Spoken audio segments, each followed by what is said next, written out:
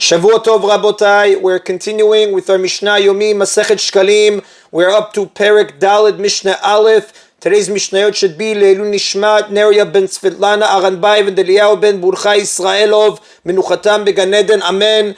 In the previous chapter, we learned that 3 withdrawals of funds were made from the treasury chamber over the course of the year. The Mishnah refers to these periodic withdrawals simply as the tirumah. The Mishnah now teaches what was done with the tirumah funds. Ha-tirumah me hayu osin ba. What did they do with the tirumah funds? Lukhin ba timidin. With these funds, they would buy lambs for the daily tamid offerings.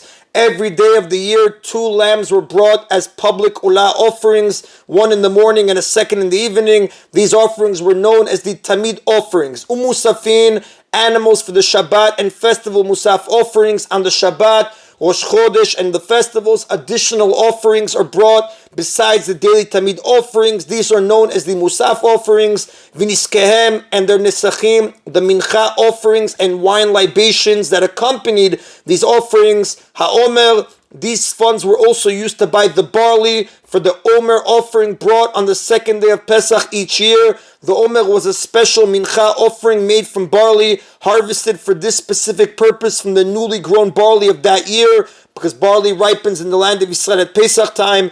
The Omer was brought together with an Olah offering. Presumably the Mishnah means to include in this listing the Olah complete with its mincha and wine libations as well. Ushte alechem, the 2 loaves that were brought along with other offerings on Shavuot. Now on Shavuot, 2 large loaves of leavened bread chametz were prepared from the new wheat crop of that year. These loaves were waved as an offering in the temple. They were waved to the 4 points of the compass and upward and downward, but they were not actually offered upon the altar. The 2 loaves were accompanied by various animal offerings. Again, presumably the Mishnah means to include these offerings in the term, the 2 loaves as well. Velechem panim, the panim breads. Now every Shabbat, 12 specially baked panim breads were arranged upon the golden table, the shulchan in the temple. These breads remained in place until the following Shabbat when they were replaced with a new set of loaves. The chol korbanot tzibur and all of the other communal offerings. With this phrase, the Mishnah includes the incense offered each day upon the golden altar inside the temple sanctuary, inside the Echal, as well as the incense offered inside the Kodesh Kodeshim on Yom Kippur. In addition to paying for offerings, tirumah funds are sometimes used to pay the wages of those who provide a service necessary for bringing communal offerings. Shomrei svichim b'shvi'it, those who were appointed to watch over the aftergrowths of wheat and barley during the Shemitah year, so that it should be available for the Omer and the 2 loaf offerings. Notin scharan mitrumat alishka, they also take their wages from the tirumah withdrawn from the treasury chamber. Now, aftergrowths are seedlings that sprout on their own without having been planted from seeds that fell to the ground during the harvest of the previous year. During the Shemitah year, when all planting is forbidden in Eretz Yisrael, barley for the Omer offering and wheat for the 2 loaves offering, both of which must be brought from the year's new crop, can be brought only from these aftergrowths. However, these aftergrowths are also Shemitah produce. Now, whatever grows in Shemitah is ownerless and may be taken by anyone who wants them. Therefore, watchmen were appointed to guard a portion of the aftergrowths in order to ensure that there would be a supply of barley and wheat available for these communal offerings. Since the hiring of these watchmen is necessary to ensure that the communal offerings can be brought, this expense is paid from the tirumah just as the cost of the offerings themselves is. The Mishnah now discusses whether the watchmen must be paid or whether unpaid volunteers can also serve as watchmen. Rabbi Yossi says, the treasury is not required to hire and pay a watchman. Instead, someone who wishes may even volunteer to watch over the aftergrowths as an unpaid watchman, and the produce he guards is still acceptable for use in the Omer and the 2 loaves offerings. Although these are communal offerings that must be brought in communal property, and ownerless objects guarded by an unpaid watchman can become his, these aftergrowths may still be used. Now, ownerless property, hefkel, cannot be acquired unless a person intends to acquire it. Nevertheless, we are concerned here that the watchman may intend to acquire it for himself as a way of preventing others from taking it and then donate it to the temple to use for the offering. If he would intend this, his watching would acquire the barley or wheat for him, since this Tana holds that simply looking at hefkel can acquire it for him if he also does some minor action along with it, which a watchman inevitably does. Nevertheless, again, we said that in Rabbi Yossi's opinion, if one donates personal property like livestock or produce, as in the case here, for use as a communal offering, the donation becomes communal property and can be used for communal offerings. Therefore, even if the volunteer watchman acquired the wheat or barley he was guarding, when he gives it to the temple to be used for the communal offerings, it may be used for that purpose. Amru lo, the rabbis responded to Rabbi Yossi, Af ata omer she'enan ba'in ele mishel tzibur. You, Rabbi Yossi, also say that the omer and the 2 loaves are communal offerings that may be brought only using communal funds. Therefore, in order to ensure that the produce remains communal property, the watchmen must be paid employees of the communal fund who do not acquire the produce they watch over. Since the watchman is a paid employee of the temple treasury, even if he has intent to acquire the aftergrowths, he acquires them on behalf of the treasury and not for himself. It's the opinion of the rabbis that items donated by an individual to the temple for use as a communal offering do not necessarily become community property. Such donations are therefore not acceptable for use in a communal offering. Now, the rabbis were concerned that one who donates something to the treasury for use as a communal offering may not wholeheartedly give it over to the treasury as communal property. The donor may want to know that it is his donation that is being used for the public offering. This would render the offering unacceptable since it must be communal property. Since an unpaid watchman may acquire the produce he guards, the rabbis disagree with Rabbi Yossi and require the temple treasury to pay the watchman.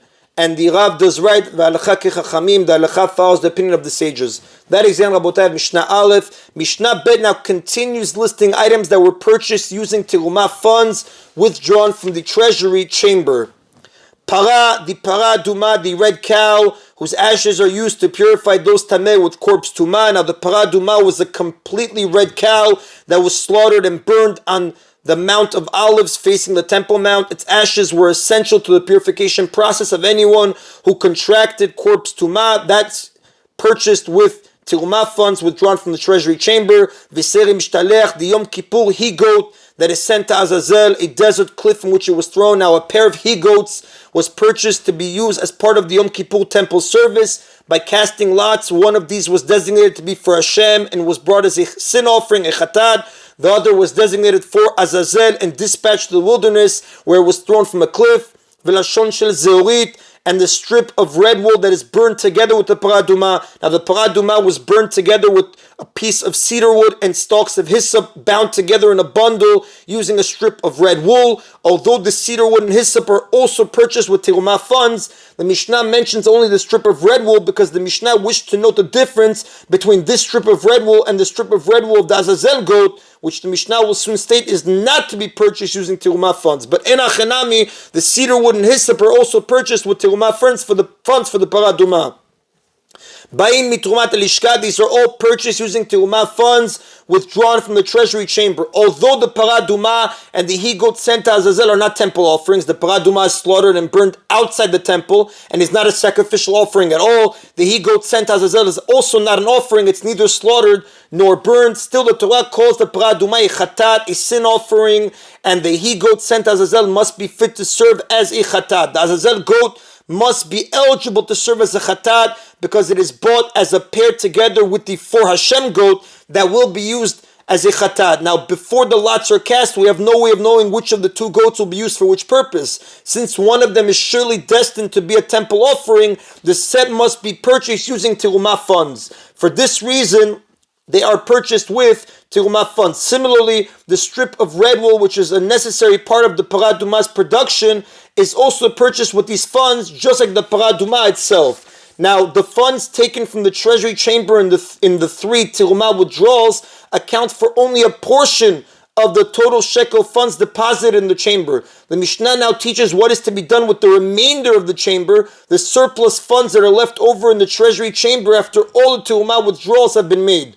Kevesh para, the ramp that was built for bringing the paraduma from the Temple Mount to the Mount of Olives. Now, many stringencies were employed in the preparation of the paraduma to ensure that it would not be exposed to tumah. One of these stringencies involved the construction of a special ramp or bridge that spanned the distance from the Temple Mount to the place where the paraduma would be burned on the Mount of Olives. This ramp was specially designated to protect those bringing the parah from any unknown source of corpse tumah that might be buried along the route they had to travel, as the Mishnah says in Masechet Parah, chapter 3, Mishnah 6.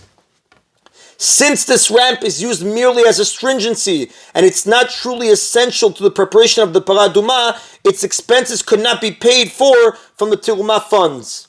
The kevesh seir mishtaleach, the ramp built for taking the he-goat sent to Azazel from the Temple Mount to the outskirts of Yerushalayim on its way to the desert. Now the he-goat sent to Azazel provided atonement for many of the nation's sins. Because of this, the people were eager for its service to be completed quickly. The Mishnah in Masechet Yoma, chapter 6, Mishnah 3 teaches that an elevated ramp was constructed to take the he-goat out of the city so that the people should not pull at the hair of the one leading it in an attempt to rush him along and speed their atonement.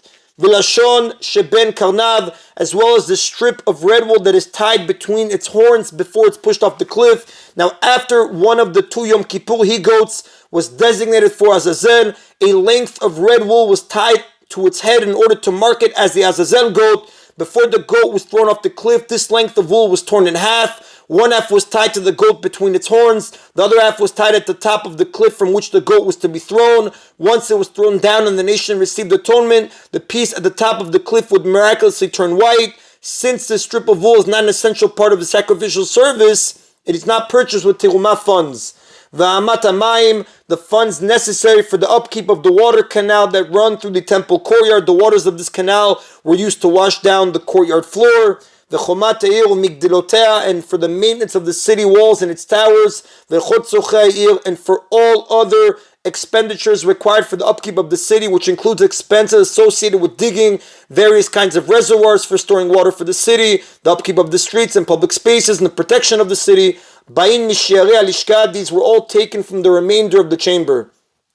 Now, neither the ramp for the parah adumah, nor the ramp for the he-goat, nor the strip of scarlet wool tied to the he-goat's horns were essential parts of their holy functions. Therefore, they cannot be paid for with the regular terumah funds, and the city's walls, towers, and other public needs were not a part of the temple service at all. Therefore, they too cannot be paid for with terumah funds. They were therefore bought only with remainder funds. Abba Shaul disagrees. Abba Shaul says, Kevesh parah Kohanim Gedolim osin oto mishel atzman. The ramp for the parah adumah was built by the Kohanim Gedolim using their own personal funds, meaning each Kohen Gadol who had the opportunity to prepare parah adumah during his term used his own personal funds to construct a new ramp for this purpose. Although the ramp that had been built for the previous parah was still standing, it was demolished and the Kohen Gadol paid for a new one to be built for the new parah. This was done to show the great level of care exercised by the Kohen Gadol in the preparation of the parah adumah. As the Yerushalmi writes in Shekalim,